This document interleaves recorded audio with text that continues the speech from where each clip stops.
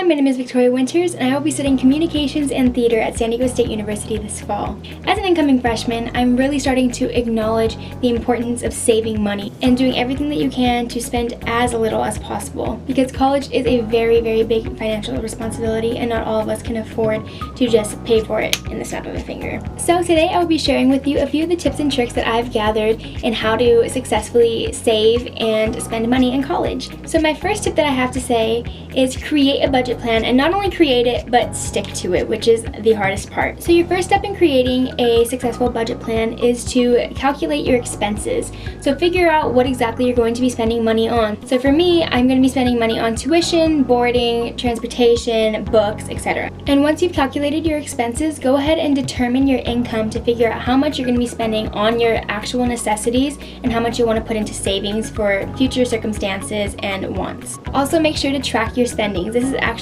a major key to sticking to your budget plan, because we all are human and we may forget when we spent money on a certain thing. And by tracking and putting numbers on paper, we also get a good idea of what we're spending and how much more we are allowed to spend. Now, going off from the budget plan into my second tip, make sure you differentiate between wants and necessities. As college students, as humans, we all have wants in life, but we need to be able to know what our limits are and what we're allowed to spend. It's not always about the material things. We need to remember that we are in school for one purpose only, and that is for an education.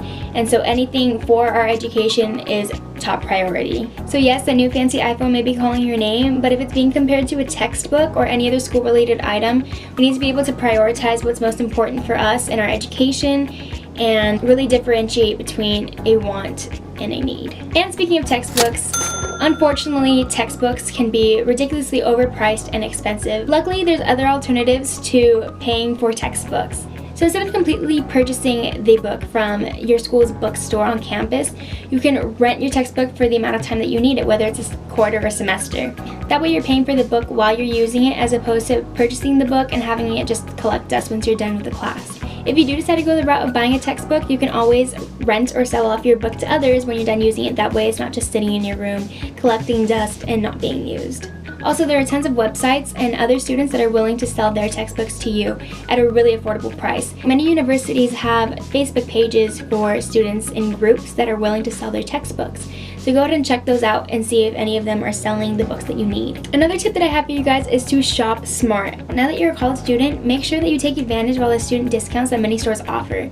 Some stores will have it listed at their checkout booths, but if not, don't be afraid to ask them if they offer student discounts, because it doesn't hurt to try. Also, make sure you check out websites such as Groupon and Coupon Cheap that have many daily deals. Since you're basically living life on a budget, make sure you utilize everything that's free. There really is a lot of free entertainment that we have easy access to and we sometimes forget, but it's right outside of our doors. So instead of maybe paying $10 for a movie ticket, go for a hike or walk around the park with your friends. Also, make sure you take advantage of all the free services that your campus offers. Many campuses provide free tutoring, a free printer, free gym membership. There's lots of things that your campus has to offer, so make sure you're well informed of everything and take advantage of it right away. Another tip that I've used for saving money ever since I was little was saving my change. Now let me tell you, every penny counts. Saving your change is actually really helpful because there's a lot of money there that you sometimes don't even realize is there. Whenever you go out and receive change, keep it. Many markets offer a Coinstar machine. I would use that loose change towards a gift card to treat myself here and there. Another way to save money is to eat wisely. Go ahead and make your own coffee. You don't always have to go out to Starbucks and purchase a $4 drink every single day, because that does add up quickly. Use those coupons that you've been collecting from your apps and from Groupon to purchase the food that you need at the market yourself.